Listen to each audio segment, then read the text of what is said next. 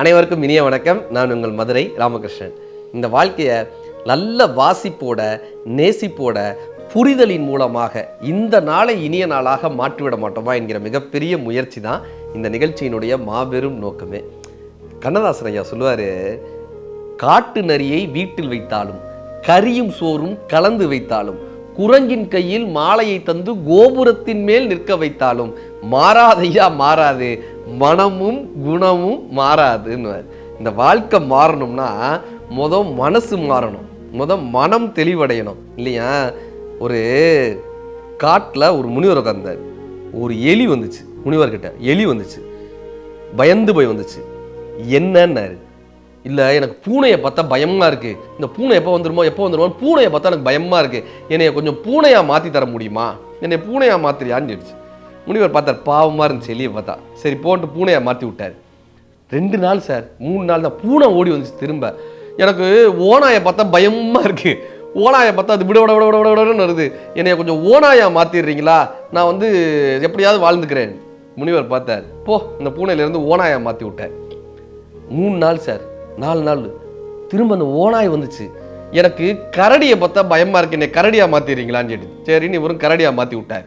ஒரே வாரம் திரும்ப வந்துச்சு. எனக்கு சிங்கத்தை பார்த்தா பயமா இருக்கு, சிங்கமா மாத்திடுறீங்களான்னு போய் தொலைன்னு சிங்கமா மாத்திட்டாரு. இப்போ சிங்கமா நிக்குது சார், சிங்கமா நிக்குது.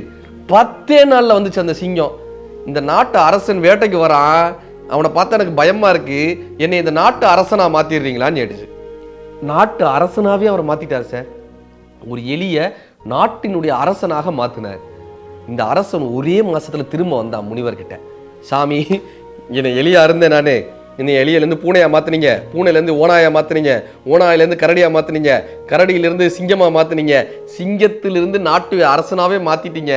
இப்ப எதிரி நாட்டுக்காரன் படையெடுத்து வரானா எனக்கு பயமா இருக்குங்க, எனக்கு பயமா இருக்கு, என்ன பண்றதுங்க? இப்ப அந்த முனிவர் சொன்னாரு, உன்னைய எலியிலிருந்து பூனையா, பூனையிலிருந்து ஓனாயா, ஓனாயிலிருந்து கரடியா, கரடியிலிருந்து சிங்கமா, சிங்கத்திலிருந்து ராஜாவா எப்படி மாத்தினாலும் உன் குணம் மாறல. நீ நாட்டினுடைய ராஜாவாகவே இருந்தாலும் உள்ளுக்குள்ள எலியாவே இருக்க. உள்ளுக்குள்ள எலியாக இருக்கக்கூடிய ஒருவனை ராஜாவாக மாற்ற முடியாது. நீ உருவத்தால ராஜாவா இருக்கலாம், உருவத்தால சிங்கமா இருக்கலாம், உருவத்தால கரடியா இருக்கலாம், ஆனா உள்ளுக்குள்ள எலியா இருக்கிற வரைக்கும், இந்த பயம் உன்னை விட்டு போகாத வரைக்கும் உன்னைய மாற்றவே முடியாதுன்னாரா, மாற்றவே முடியாதுன்னா. இப்போ இந்த மாற்றம் எப்படி தெரியுமா வரணும்? உள்ளுக்குள்ள இருந்து வரணும் சார்.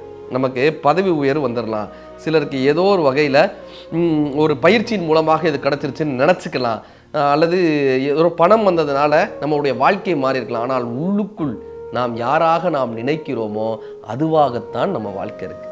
கிளாஸுக்கு போயில அதை மாற்றிட முடியாது சார். இதை இப்படி மாற்றிடலாமா, இந்த கிளாஸுக்கு போய் இதை மாற்றிடலாமான்னு நம்ம யோசிக்கிறோமே.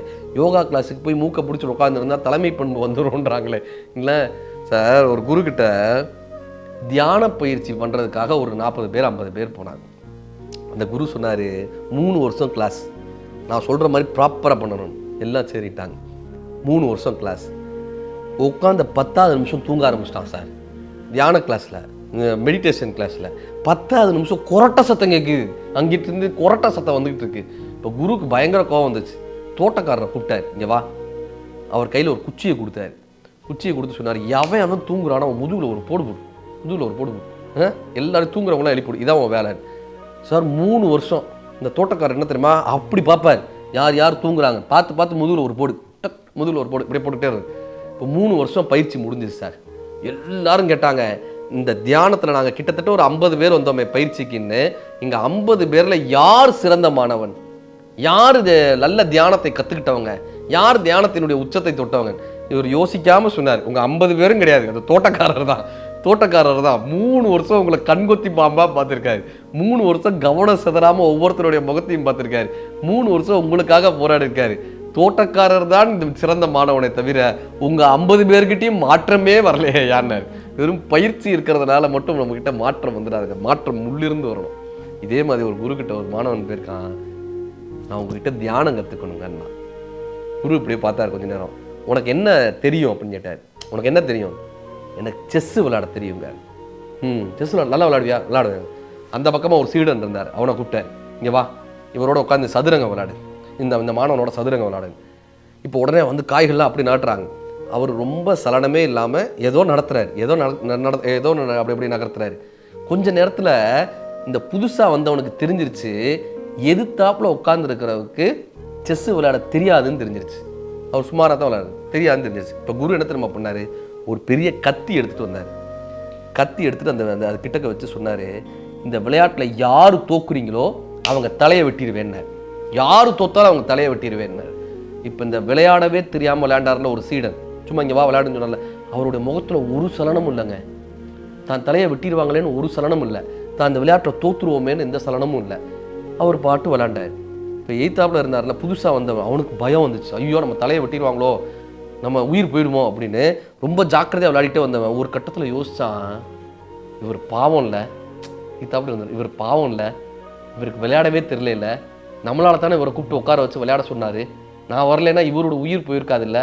இப்போ நான் ஜெயிச்சிட்டேன்னா இந்த எய்த்தாப்பில் இருக்கிற தோத்துட்டாருனா, ஏன்னா அவருக்கு விளையாட தெரியலன்றது தெரிஞ்சிருச்சு, எய்த்தாப்பில் இருக்கிற தோத்துட்டாருன்னா அவர் தலையை வெட்டிடுவாங்களே, நம்மளால ஒரு உயிர் போயிருமேன்னு என்ன தெரியுமாங்க பண்ணா, விட்டு கொடுக்க ஆரம்பிச்சிட்டான். செஸ் விளையாட்டில் விட்டு கொடுக்க ஆரம்பிச்சிட்டான். இவன் தோக்குற மாதிரி விட்டு கொடுக்க ஆரம்பிச்சிட்டான். குரு 2 பேரையுமே பார்த்தாரு. ஒரு கட்டத்தில் அந்த அந்த பலகையை அப்படியே தட்டி விட்டு சொன்னார், இந்த விளையாட்டில் இருவருமே ஜெயித்தீர்கள்னு. 2 பேருமே ஜெயிச்சிட்டீங்கப்பான்னு.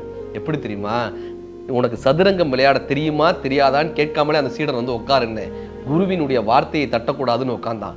உன் தலையை வெட்டிடுவேன்னு எந்த சலனமும் இல்லாமல் போயிட்டு போகுதுன்னு உட்காந்துருந்தாங்க. பார்த்தீங்களா, வாழ்க்கையை ஜெயித்தவன் இவன், வாழ்க்கையை ஜெயித்தவன் இவன்.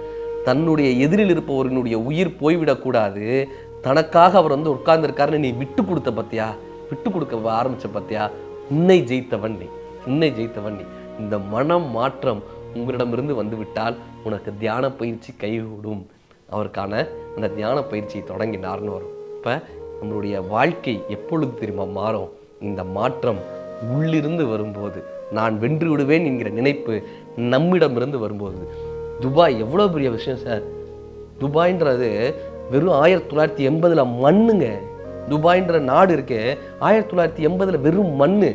அங்கே அந்த நாடு எப்படி தெரியுமா ஜெயித்தது, எண்ணிலிருந்து எண்ணெய் எடுத்தது இல்லையா, துபாயிலிருந்து எண்ணெய் எடுத்தது, எண்ணெயை வெளியே கொண்டு வந்தது. அதே போலதான் நம்மில் இருக்கக்கூடிய பலத்தை நாம் வெளியே கொண்டு வர வேண்டும்.